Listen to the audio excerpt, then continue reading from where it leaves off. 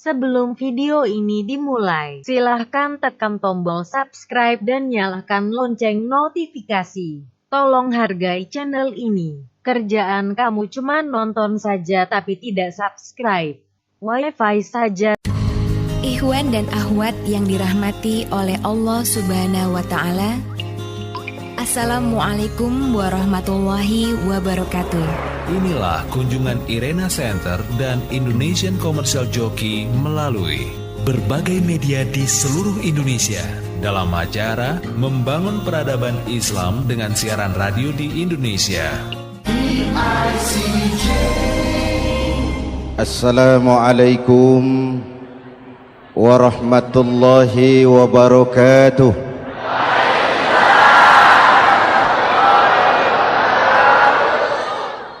Alhamdulillah wassalatu wassalamu ala Rasulillah Sayyidina Muhammad ibn Abdullah wa ala alihi wa sahbihi wa mawala, amma ba'du.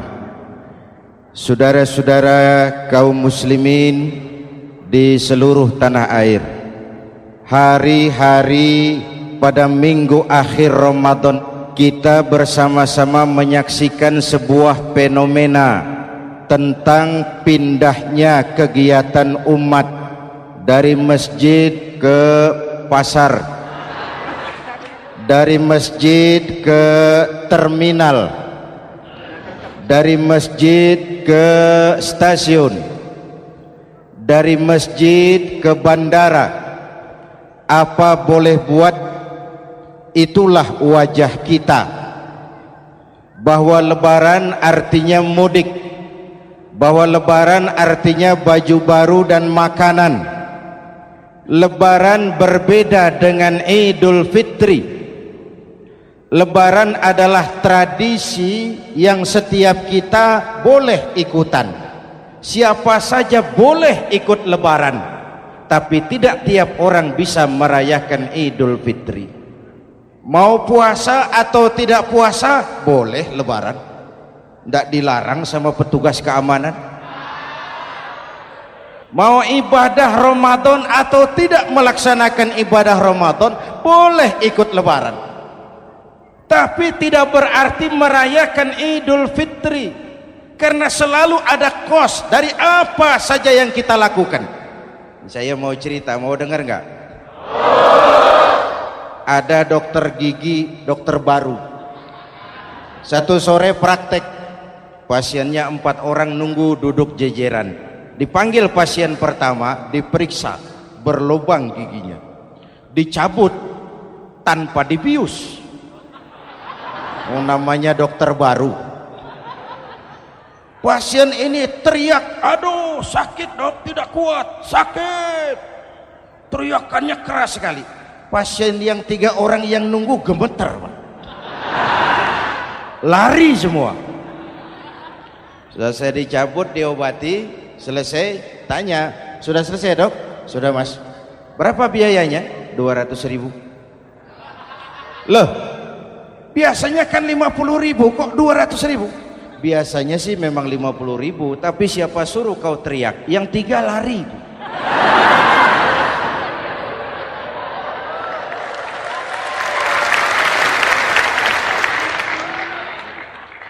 Cerita pendek ini ingin berpesan kepada kita, selalu ada ongkos yang harus kita bayar dari apa saja yang kita lakukan. Mau ibadah atau tidak, mau jadi orang baik-baik atau jadi bajingan paling tengik, mau berbuat salah atau berbuat soleh, selalu ada kosnya, selalu ada ongkosnya. Kita bicara kembali kepada fitrah, Idul Fitri. Bagaimana caranya? Pertama saya ingin mengutip bagian pendek dari ayat 185 Al-Baqarah. Walitukmilul iddata walitukabbirullaha ala ma hadakum wala'allakum tashkurun. Ada 4 hal dari cuplikan ayat pendek ini. Pertama, walitukmilul iddata, hendaknya engkau sempurnakan jumlah bilangan hari puasamu. berpuasa sebulan penuh. Sebulan penuh itu bisa 29, bisa 30. Pak, kalau beda pendapat bagaimana? Ada yang lebaran tanggal 5, ada yang lebaran tanggal 6. Hadirin, bagi yang punya kemampuan berijtihad, silahkan melakukan ru'yatul hilal. Bagi yang tidak, lebih aman ikut pesan Nabi. Apa pesan Nabi? Fa iza ikhtalaftum fa alaikum bis-sawadil a'zam ma'al haqqi wa ahlihi. Kalau kamu berbeda pendapat, ikut golongan terbanyak yang benar dan ahlinya. Jadi walaupun banyak, kalau tidak benar dan bukan ahlinya, tidak usah ikutin. Banyak benar dan ahlinya. Contoh, 100 insinyur berbeda pendapat dengan 10 kiai tentang doa kunut. Yang diikuti pasti 10 kiai, bukan 100 insinyur. Betul? Atau sebaliknya, 10 insinyur berbeda dengan 100 kiai tentang konstruksi jembatan. Yang diikuti tentu 10 insinyur, benar dan ahlinya. Maka yang paling aman, kita punya departemen agama. Departemen agama punya ahli dari MUI, dari Nahdlatul Ulama, dari Muhammadiyah, dari Al-Wasliyah, dari Syarikat Islam, dikumpulkan melakukan ru'yatul hilal. Yang paling aman, dengeri saja pengumuman departemen agama.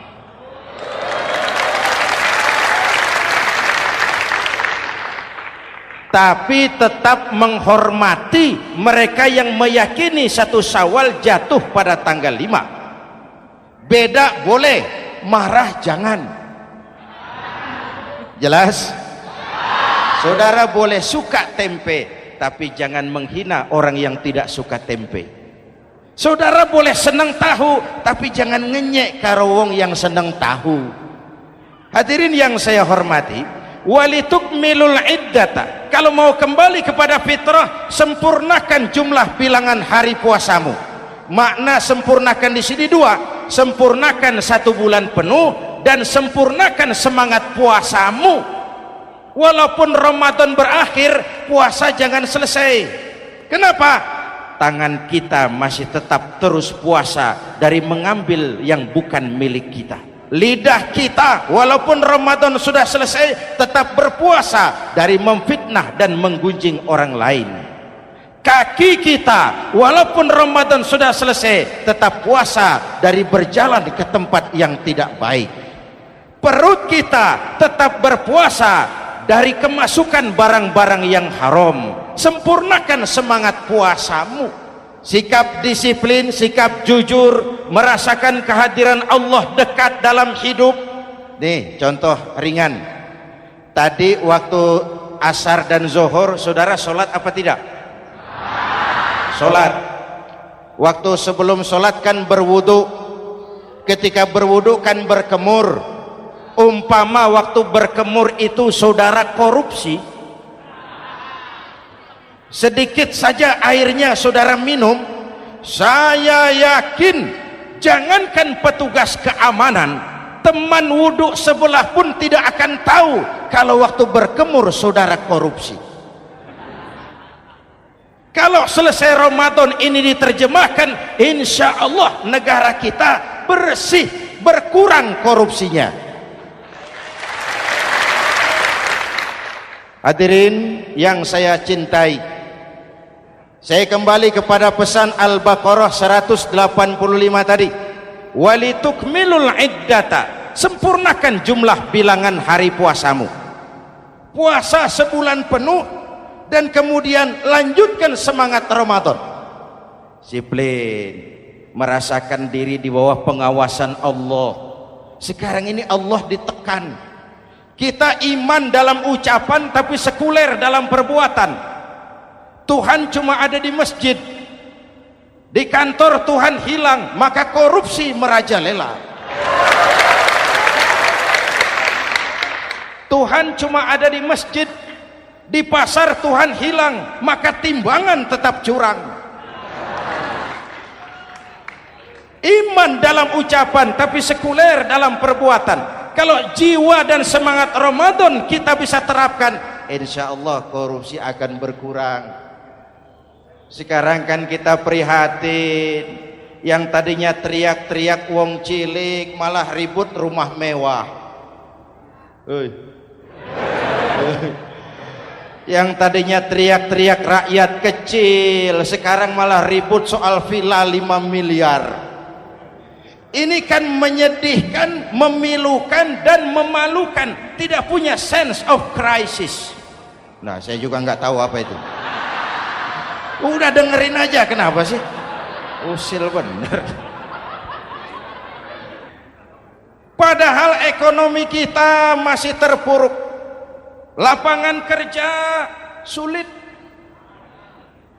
Jumlah pengangguran rata-rata 2 juta orang per tahun. Lapangan kerja baru sulit terbuka karena investor, jangankan yang dari luar mau masuk, yang di dalam siap-siap keluar. Terakhir kita dengar Sony, pabrik elektronik besar, mau cabut lagi, pindah invest ke Taiwan, menyusul pabrik silet yang di Ciputat itu. Ketika ditanya apa investasi di Cina lebih murah, tidak, dia bilang lebih mahal, cuma lebih pasti. Di Indonesia murah, cuma mejanya kebanyakan. Biaya siluman, namanya siluman nggak karu-karuan. Keluar uang banyak, urusan tidak pasti, capek. Disahkan undang-undang penyiaran yang justru ditolak oleh masyarakat penyiar sendiri. Industri penyiaran bakal kolaps. Karena sekarang ini boro-boro mereka industri televisi mau break even point, mau pulang modal, dengan ke depan bisa bangkrut. Akibatnya bisa kita pastikan, jumlah pengangguran makin bertambah. Hadirin yang saya hormati, kita memang setuju jangan terlalu mengadopsi siaran-siaran televisi dari luar. Kita harus punya filter, tapi pada sisi yang sama kita juga harus memperhatikan lapangan kerja buat rakyat kita ini. Walitukmilul iddata, sempurnakan jumlah bilangan hari puasamu. Kalau jumlah hari puasa sudah sempurna, tuntunan yang kedua dari Al-Quran, walitukabbirullah, hendaknya engkau agungkan nama Tuhanmu. Takbiran. Takbiran itu bisa sendiri, bisa berjamaah, bisa di rumah, bisa di masjid, bisa di surau, bisa dengan pawai keliling, asal dilaksanakan dengan tertib dan tidak mengganggu lalu lintas umum. Prakteknya yang terjadi, pawai keliling itu mengganggu ketertiban umum, perang petasan, mengganggu lalu lintas. Terjadi macam, ada yang takbiran bawa bendera partai. Innalillahi wa inna ilaihi rajiun. Ini takbir politik.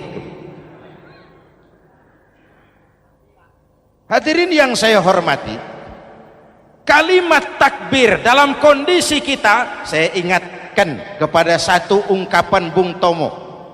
Bung Tomo, pelaku sejarah, tokoh 10 November yang dikenal sebagai Hari Pahlawan, dalam satu pidatonya saya ingat pernah berkata, andai kata tidak ada kalimat takbir, ini ungkapan Bung Tomo, andai kata tidak ada kalimat takbir, saya tidak tahu dengan apa saya harus menggerakkan putra-putra terbaik bangsa untuk bangkit berjuang melawan penjajah.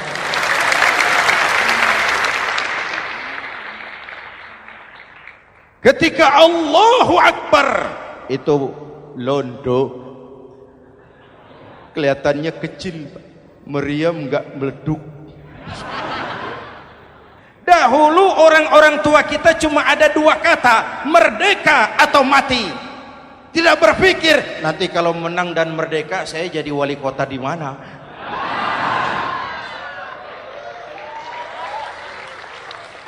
Kalimat takbir, bangsa ini harus bangkit dari keterpurukan. Bangsa ini harus bangkit mengejar ketinggalan-ketinggalannya. Bangsa ini tidak boleh terpuruk terus, dan semangat takbir harus menjiwai kita. Tidak ada capek dalam perjuangan, tidak ada puas dalam upaya. Keberhasilan cuma pengantar ke arah keberhasilan yang lebih baik lagi. Walitukabbirullah, hendaknya engkau agungkan nama Tuhanmu.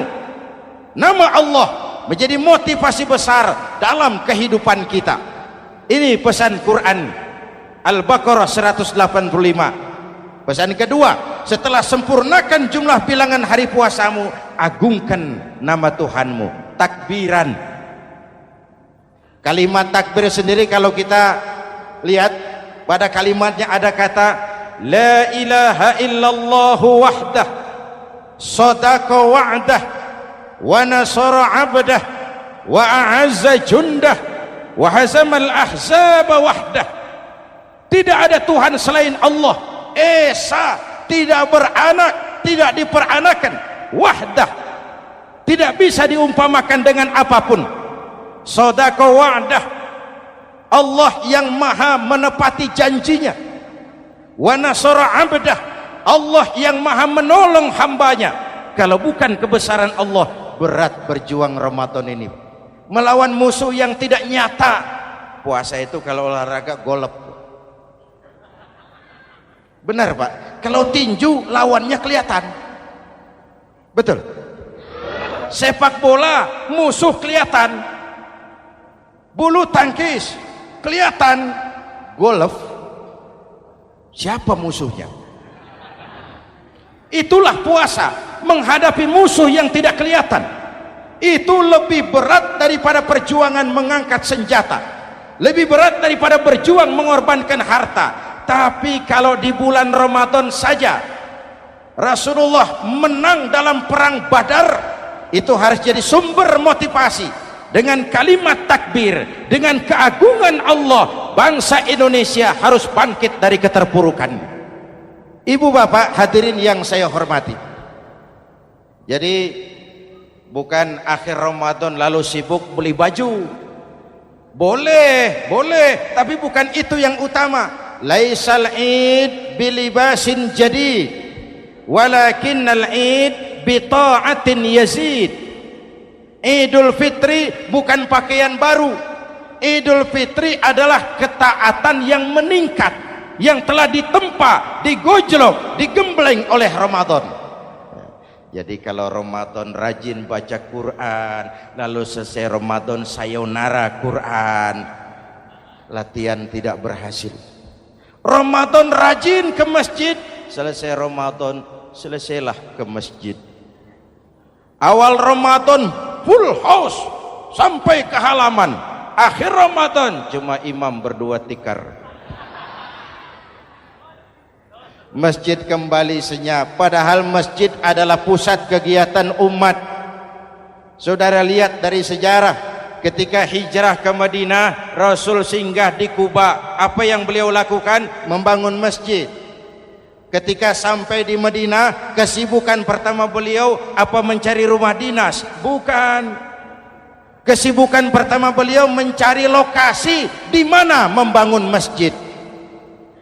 Isra dan Mi'raj, perjalanan besar dimulai dari masjid ke masjid. Ini indikasi masjid memang merupakan pusat kegiatan umat. Umat Islam dengan masjid seperti ikan dengan air, tidak boleh pisah. Ada ikan yang tidak betah di air? Ada. Ikan mau modar. Kalau umat sudah mulai menjauhi masjid, jiwanya yang akan mati. Kalau jiwanya mati, jasadnya masih hidup, itu namanya bangkai berjalan. Walitukabbirullah, engkau agungkan nama Tuhanmu. Takbiran, setelah berjuang penuh membina takwa, mengharap ridho, mengendalikan nafsu. Ingat loh, puasa itu bukan menghilangkan nafsu, mengendalikan, menempatkan pada tempatnya. Manusia tanpa nafsu bukan manusia, tapi manusia yang disetir nafsu turun jadi binatang, bahkan lebih rendah daripada binatang. Puasa ini menempatkan nafsu di tempatnya. Hai laki-laki, kamu nafsu sama perempuan? Betul Pak. perempuan suka laki-laki, betul Pak, boleh lewat sini, lewat pintu yang disebut nikah. Ini nafsu disalurkan lewat pintu yang disebut nikah. Jangan seperti ayam kawin tiap malam, nikah tidak mau.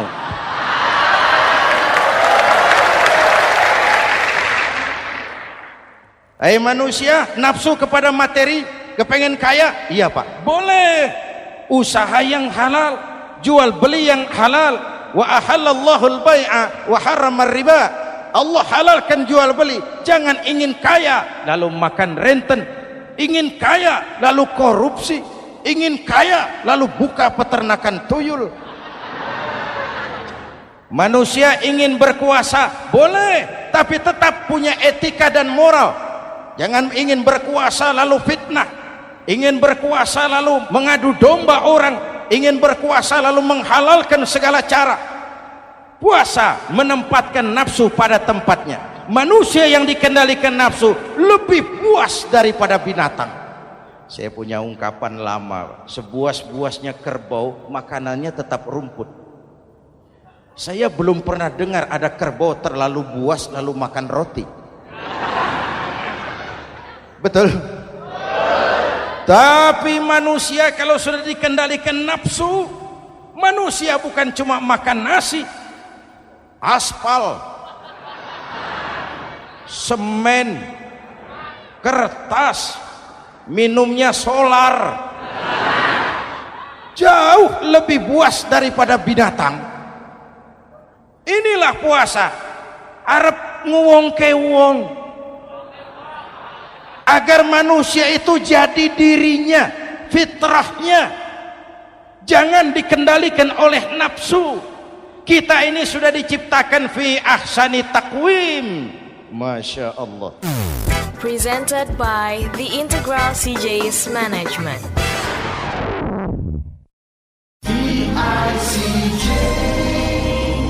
Hadirin, yang ketiga pesan Al-Baqarah 185 tadi. Setelah sempurna jumlah bilangan hari puasa, lalu mengumandangkan takbir, membayar zakat fitrah. Kenapa itu kita lakukan? Mengagungkan nama Allah, ala ma hadakum. Agungkan nama Allah yang telah memberikan hidayahnya kepadamu. Masya Allah nih, hidayah, kita bersyukur. Hidayah ini hak prerogatif Allah, diberikan kepada siapa saja yang dikehendaki oleh Allah.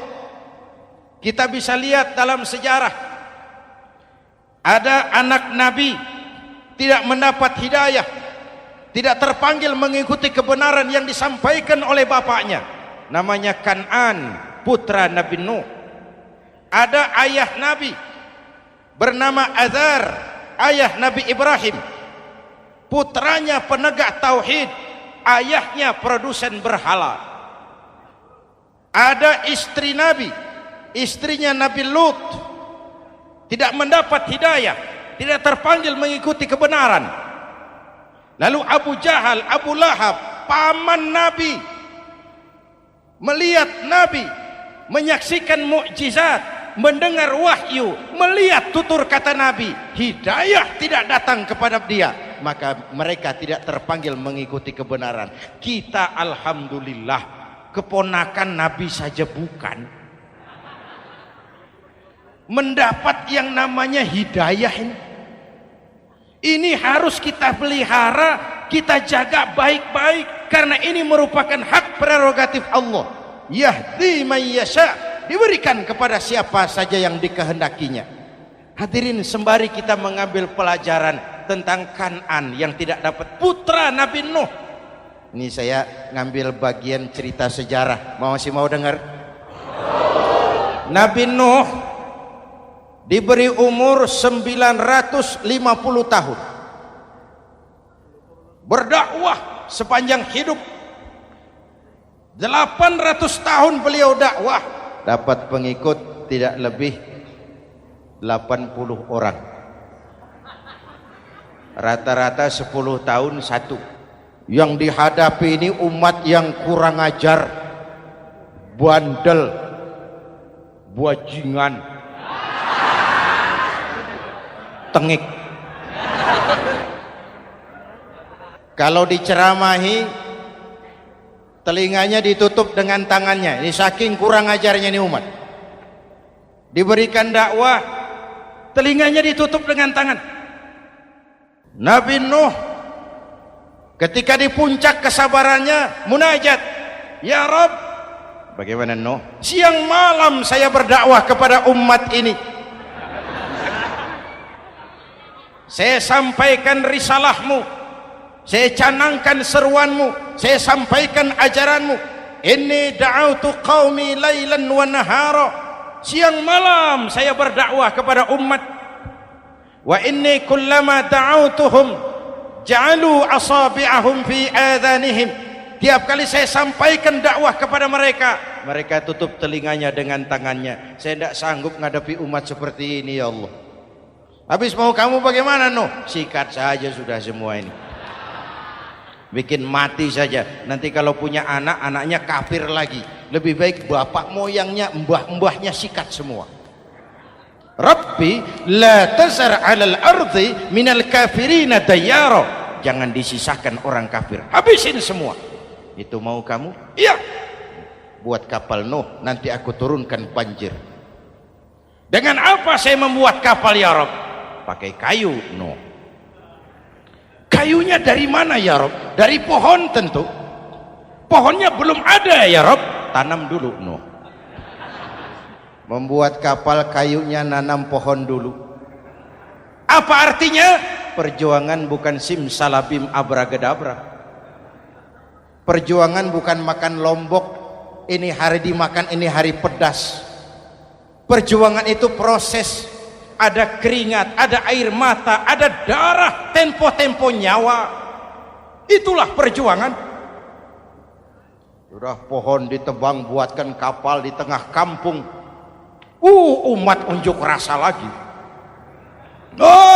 Nuh makin gila. Bikin kapal di tengah kampung, mau belayar kemana? Selesai Nuh, selesai ya Rabb. Naik. Orang-orang yang beriman bersamamu naik. Binatang serba sepasang naik. Naik Nuh, naik orang beriman, naik binatang serba sepasang. Gerimis mulai turun. Setelah kapal semua terisi, Nabi Nuh kontrol. Sudah naik semua? Sudah. Nuh, Mas Bejo ada? Ada. Mbok Painem, naik sudah masuk. Oke. Kanan anak saya ikut tidak naik kapal. Kami tidak lihat, Nuh. Turun ke bawah. Ada Kanan. Kami tidak lihat, Nuh. Naik ke atas buritan. Kelihatan Kanan tidak ikut naik kapal. Kumpul bersama orang kafir di daratan. Inilah potret kehidupan. Kumpul dengan orang-orang kafir. Berapa banyak anak-anak kita tidak mau ikut orang tuanya ke masjid. Kumpul dengan orang-orang kafir di tempat maksiat. Nuh karena sayang kepada anak, dari atas kapal memanggil, ya bunayyarkam ma'ana. Ya, ini bahasa orang manggil, Pak. Kanan, kesini nak, naik kapal sama papi. Ini terjemahan bebas. Jawab Kanan di bawah, tidak mau Pak, saya di sini saja. Jangan nak, Allah sedang murka, akan turun banjir. Kalau datang banjir Bapak, sa'awi ila jabalin ya'simuni minal ma'. Saya akan naik ke gunung tinggi yang bisa menyelamatkan saya dari banjir. Kanan naik ke gunung tinggi, gunung pun tenggelam dihantam banjir. Dalam puncak kepedihan, Nabi Nuh akhirnya sadar, ya Allah, kalau orang kafir tenggelam memang saya yang minta, tapi Kanan kan anak saya.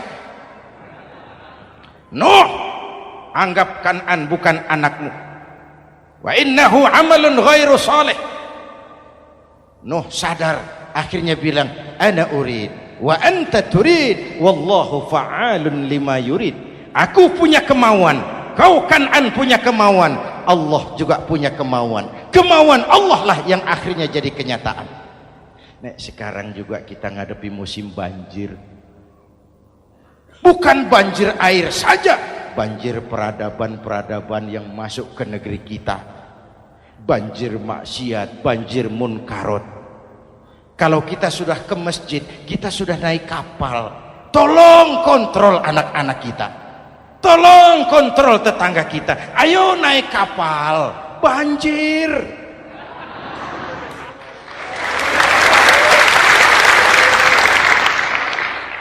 Ditutup ayat ini dengan wala'allakum tashkurun.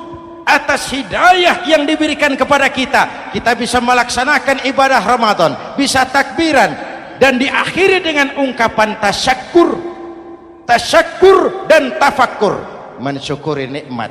Saya berulang kali mengingatkan, nikmat bisa berubah menjadi azab kalau kita tidak pandai mensyukurinya. Bayangkan Pak, tahun 87-an kita itu jadi negara yang berswasembada pangan. Beras kita cukup untuk rakyat kita. Sekarang kita jadi pengimpor beras terbesar. Kita beli beras ke Vietnam, kita beli beras ke Thailand, ke negara-negara yang lebih kecil dari kita. Kenapa? Karena sawah kita tanami gedung dan beton. La in syakartum la azidannakum wa la in kafartum inna adzabi lasyadid. Kalau kamu bersyukur, aku tambah nikmat. Kalau kamu ingkar, tidak pandai bersyukur, awas, azabku pedih.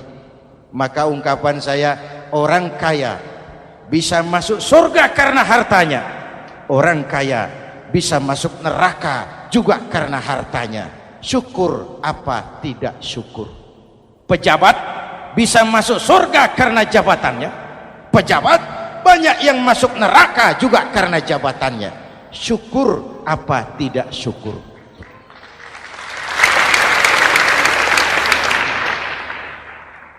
Orang alim, kiai bisa masuk surga karena ilmunya. Orang alim pun bisa masuk neraka lebih dulu dari penyembah berhala juga karena ilmunya. Syukur apa tidak syukur? Kasih jabatan sebagai pemimpin lalu menyadari sayyidul qaumi khadimuhum. Pemimpin suatu umat adalah pelayan bagi umat itu. Pelayan harus melayani, bukan minta dilayani. Selama ini kita memandang jabatan itu jalan pintas menuju kaya. Jabatan itu artinya kekuasaan dan fasilitas, maka yang lahir rampok-rampok baru.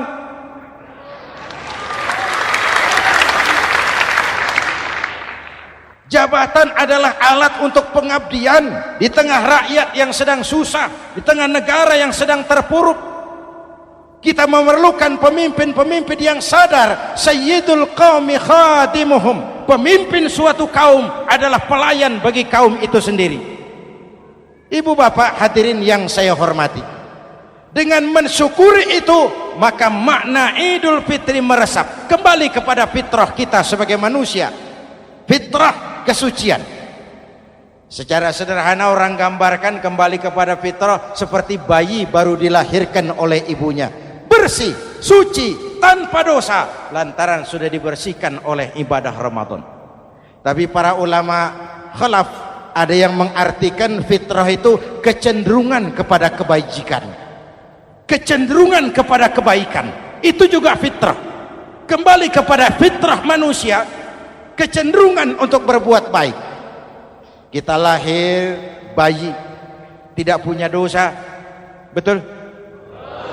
Tidak ada dosa warisan dalam Islam. Kalau harta warisan ada, dosa warisan tidak. Karena itu dalam Islam juga tidak ada penebusan dosa. Kalau dosa bisa ditebus dengan uang, tentu Menteri Keuangan nomor 1 masuk surga.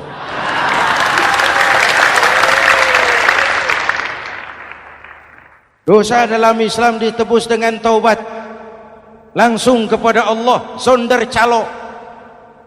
Hadirin yang saya hormati, kembali kepada fitrah seperti bayi baru dilahirkan oleh ibunya, bersih, tidak punya dosa kepada Allah lantaran sudah dibersihkan oleh ibadah Ramadan. Soalnya kemudian kita kan tidak hanya bersalah kepada Allah, kita ini juga bergaul dengan sesama manusia, betul? Sebuah hadis, sahabat ditanya oleh Rasul, atadruna manil muflis? Saudara-saudara, tahu kamu siapa orang yang bangkrut? Oh Rasul, orang bangkrut yang tidak punya uang, orang bangkrut yang tidak punya harta. Salah kata Rasul. Innal muflisa min ummati, yang bangkrut dari golongan umatku, yang besok di hari kiamat datang menghadap Allah dengan membawa pahala solat, membawa pahala zakat, membawa pahala haji, membawa pahala sedekah pada satu pihak. Sementara pada sisi yang lain sebelah kiri, orang ini juga datang membawa kesalahan karena pernah mencaci maki orang, pernah memfitnah orang, pernah memakan harta orang dengan cara yang zalim. Satu sisi bawa kebajikan, sisi lain bawa kesalahan. Kalau ini yang terjadi, bagaimana nasib kita? Kata Nabi, Tuhan, ini pahala solat saya, ini solat yang wajib, ini yang sunnah, rawatibnya, nawafilnya. Datang orang, sebentar Tuhan, apa?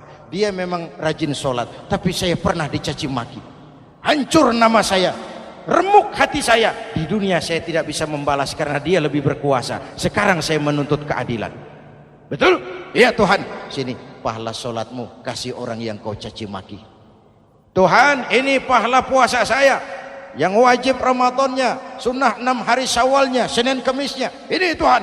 Datang lagi, sebentar Tuhan. Kenapa? Dia memang rajin puasa, tapi saya pernah difitnah tanpa benar, dicorengkan arang ke dahi, hancur nama saya karenanya. Saya menuntut keadilan karena di dunia waktu itu cuma banyak pengadilan, tapi tidak ada keadilan. Benar? Benar. Ini pahala solatmu, kasih orang yang kau fitnah. Tuhan, ini pahala zakat saya. Datang lagi, Tuhan, dia memang suka zakat, tapi korupsinya lebih besar dari zakatnya. Nuntut keadilan. Sini pahala zakatmu kasih. Kalau habis pahala kebaikan, orang yang menuntut masih banyak, diambillah dosa orang yang kita sakiti, diberikan kepada kita. Pahala dipreteli, dosa diberikan. Apa enggak bangkrut? Ibarat orang dagang, modal habis, tagihan hutang datang terus. Kenapa? Orang ini cuma baik hubungannya kepada Allah, tapi tidak baik hubungannya dengan sesama manusia. Karena itu dalam konteks dengan fitrah, manusia makhluk yang fitrah. Apa fitrah itu? Pertama, manusia makhluk yang bertuhan, itu fitrah. Mengingkari Tuhan, mengingkari fitrah. Yang kedua, manusia makhluk sosial, zon politikan, itu fitrah. Kita tidak bisa hidup sendiri. Betapa dan siapapun kita memerlukan yang lain. Maka nuansa Ramadan intinya adalah silaturahmi. Nuansa Idul Fitri silaturahmi antar sesama kita. Ada baiknya saya ingatkan lagi sebuah hadis. Masih mau dengar? Selesai sholat Id, sahabat mendengar Rasul mengucapkan amin 3 kali. Amin, amin, amin. Ya Rasul, ada apa? Tadi turun Jibril selesai sholat, mau berdoa. Muhammad, aku mau mohon kepada Allah, mau kau aminkan? Silahkan Jibril. Jibril doa, Rasul amin. Doanya 3 macam permohonan, maka Rasul 3 kali mengucapkan amin. Kalau sudah Jibril yang doa, Rasul yang amin, apa ya doanya ditolak? Apa isi doanya? Yang pertama, ya Allah, doa malaikat Jibril, hari ini 1 Syawal, waktu itu doanya, saya mohon kepadamu, jangan engkau terima puasa dan ibadahnya anak yang durhaka kepada ibu bapaknya. Rasul mengucapkan amin. Renungan buat kita. Itu sebabnya barangkali sesibuk-sibuk di Jakarta masih mau mudik nemui orang tua. Yang kedua, ya Rabb, saya mohon kepadamu, jangan engkau terima puasa dan ibadahnya istri yang durhaka kepada suaminya. Amin. Kedengaran Bu? Ada ibu-ibu tanya, Pak, kalau suami yang durhaka sama istrinya bagaimana? Hadisnya tidak menjelaskan itu, Bu.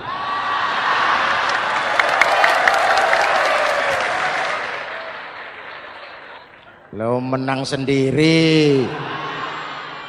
Yang jelas suami itu presiden rumah tangga, dimintakan tanggung jawab tentang istrinya. Nah istri swargo manut neraka kadut. Ketika pulang Isra Mi'raj saja Rasul bercerita, aku diperlihatkan neraka. Neraka ya Rasul? Iya. Lalu aku lihat isinya kok kebanyakan perempuan. Perempuan. Laki bagaimana? Laki juga tidak sedikit. Cuma kebanyakan perempuan. Ya Rasul, apa mereka tidak sholat? Sholat. Apa mereka tidak ngaji? Oh, rajin mereka sama suaminya. Kenapa banyak mereka di sana? Rasul senyum dan menjawab, hunna yakfurnal asir. Umumnya perempuan kurang bisa terima kasih sama suaminya.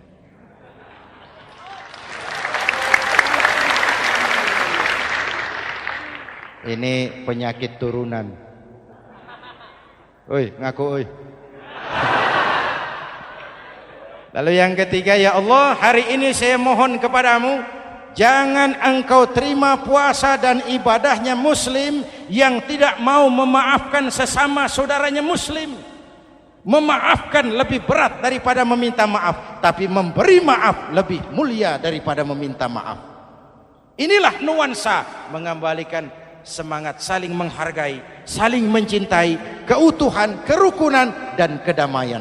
Sudah capek kita rakyat dengan konflik. Sudah capek kita dengan mengedepankan perbedaan dan bukan persamaan. Sudah waktunya kita berbeda tapi tetap bergandengan, tetap bersama menyongsong hari esok yang lebih baik. Mintalah ridho ibu bapak, suami kepada istri, istri kepada suami, dan memaafkan sesama saudara muslim sehingga kita benar-benar kembali kepada fitrah. Terima kasih dan mohon maaf, semoga ada manfaatnya. Usikum wa nafsi bitaqwallah. Wassalamualaikum warahmatullahi wabarakatuh.